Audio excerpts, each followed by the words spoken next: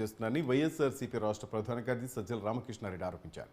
ఆ యాక్ట్ను బీజేపీ కేంద్ర ప్రభుత్వం అమలు చేయాలని చూస్తోందని, ఆ చట్టం మీద అనుమానాలుంటే దానికి బాధ్యత బీజేపీదే అని తెలిపారు. తప్పుడు ప్రచారాలు చేసే చంద్రబాబు అసలు రాజకీయాలకే అనర్హుడన్నారు. చంద్రబాబు మేనిఫెస్టో బూత్ పత్రం, ల్యాండ్ టైటిల్ యాక్ట్ మీద బీజేపీ వైఖరేంటో చెప్పాలని ఆయన డిమాండ్ చేశారు.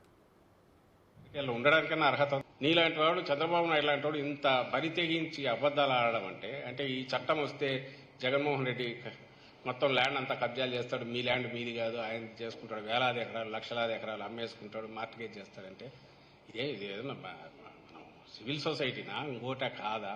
నువ్వు ఒక రాజకీయ నాయకుడిగా చంద్రబాబు నాయుడు, నువ్వు అసలు ఒక రాజకీయ నాయకుడిగా రాజకీయాల్లో ఉండడానికన్నా అర్హత ఉందా నీకు కానీ నీ పార్టీలో ఉండే ఎవరికైనా ఉందా?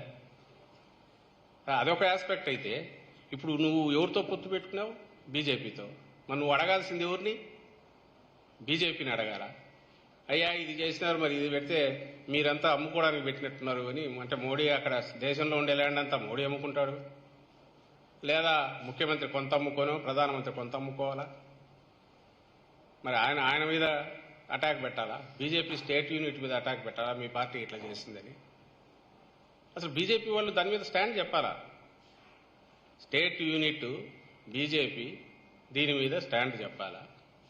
ఎందుకంటే మేనిఫెస్టోలో పెట్టారు. లేదు మేనిఫెస్టో మాకు సంబంధం లేదు కదా వాళ్ళంటే కూటమిలో అసలు ఉండడానికి వీల్లేదు. నీకు హామీలతో సంబంధం లేదు, చంద్రబాబు ఇచ్చిన హామీలతో. ల్యాండ్ టైటిలింగ్ యాక్ట్ రద్దు చేస్తానన్నాడు, దాంతో మీకు సంబంధం లేదు. ఇది ఏదో ఒకటైతే క్లారిఫికేషన్ రావాలిగా. నీలాంటి వాడు చంద్రబాబు నాయుడు